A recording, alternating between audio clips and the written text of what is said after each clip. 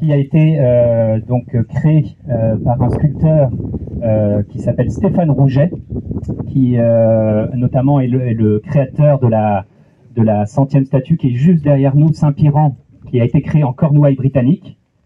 Il a également créé Saint-Alexis dernièrement, et donc Saint-Déniel.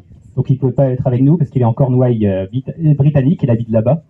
Il nous a fait un petit mot qu'on va lire tout à l'heure. Et il faut savoir que chaque sculpture de la Vallée des Saints, tout à l'heure je vous parlais des donateurs, chaque sculpture de la Vallée des Saints sont financées à 92% par des familles. Donc souvent des couples, des familles avec leurs enfants. C'est le cas ici pour la famille Déniel. Et je vais leur laisser la parole. Donc je crois que c'est Guillaume qui représente la famille aujourd'hui. Voilà, en tout cas merci à vous. Bonjour à tous, merci d'être venus si nombreux. Alors l'histoire de cette statue, c'est un projet familial. Il y a mes parents qui sont là, Claude et Isabelle.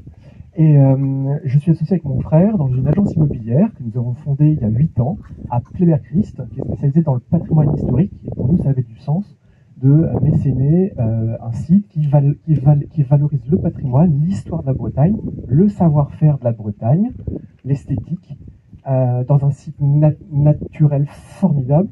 C'est une grande part de mon travail, donc tous les jours je valorise ça. Et ça faisait longtemps qu'on s'était dit qu'on ferait une statue. J'ai rencontré un de tes amis, Philippe Majas, il y a 15 ans à Quimper, qui m'avait parlé d'un projet fou dingo sur une colline dans le centre Bretagne. Et donc ça a mûri, et en 2020, je crois, on a contacté, je t'ai appelé, et on avait le projet de faire une statue. Donc on a fait ce projet avec Stéphane Rouget, qui est un sculpteur français installé en Angleterre, dans un esprit Seisbreur. Donc les Seisbreur, c'est les 7 frères, c'est un mouvement artistique breton, art déco, donc entre le futurisme et la tradition. C'est vraiment ce qu'il faut retenir, c'est pétri de l'esprit celte, mais dans un esprit art déco, avec des lignes droites, des formes géométriques, avec un mouvement, un élancement, une sensation vraiment de puissance. Alors cette statue a 2 faces, une face qui est chrétienne, à l'effigie du saint, et elle a une face qui rappelle les origines pré-chrétiennes de la Bretagne, avec les digitations de Gavrinis. Je ne sais pas si vous connaissez les mégalithes du Morbihan, et sur l'arrière, les digitations, en fait, c'est assez amusant, sont les empreintes digitales de nous 5, donc mes 2 parents, mon frère avec qui je suis associé, et ma petite sœur. Donc c'est amusant parce que les digitations sont vraiment nos empreintes. Voilà. Que vous dire d'autre? Mon père avait fait 2 ou 3 recherches sur le saint pour nous parler. Tu peux dire un mot? Alors, bonjour à toutes et tous, ça nous fait plaisir de vous voir aussi nombreux. Donc en plus on a la météo qui nous sourit, c'est l'été donc après l'heure. Et comme il vous a dit, Guillaume, elle a été faite dans l'esprit des Seisbreur. Donc c'est Jeanne Malivelle, cet artiste qui a créé ce mouvement artistique en 1923, et notamment les faïenceries en Rio ont repris beaucoup les formes géométriques que l'on retrouve ici dans la descente du drapé, et puis notamment au niveau de l'étoile, au-dessus de la couronne. Alors sur la couronne, là, pour l'instant, vous ne voyez pas ce qui est marqué là-haut, mais quand le drapeau breton sera enlevé, vous verrez, c'est marqué Dieu est mon juge. Et pourquoi Dieu est mon juge? Parce que notre nom est d'origine hébraïque. Et elle, en hébreu, c'est Dieu, c'est le jugement de Dieu. Et le pourquoi donc Dieu est mon juge. Ensuite, pourquoi Saint Daniel et pas Saint Daniel? Daniel avec 2 N, c'est la forme bretonne de Daniel. Et donc, voilà. Et pourquoi la tête de lion au dos? C'est parce que ce saint a été jeté dans une fosse lion, donc au 7e siècle avant Jésus-Christ, par 2 fois. Une fois un jour, une fois 6 jours, et il a été épargné. La Bible l'atteste et d'autres manuscrits, et en fin de compte, c'est le pourquoi. C'est le pourquoi. Après, les ondulations que vous avez dessous, comme vous a dit Guillaume, c'est ce qu'on trouve à Gavrini, donc à Carnac.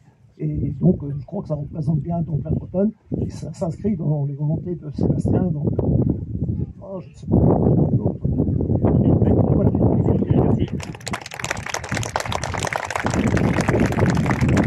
je vais demander, alors il y a un peu de vent, donc le drapeau était parti en partie. Candice et Manon, vous allez enlever le drapeau du coup.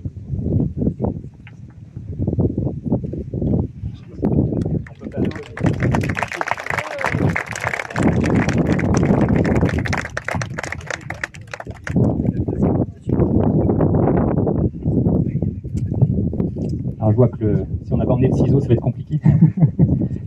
Alors, je vais vous lire un petit mot de Stéphane Rouget, donc, qui nous a envoyé un petit mot tout à l'heure. Donc, bonjour à toutes et à tous.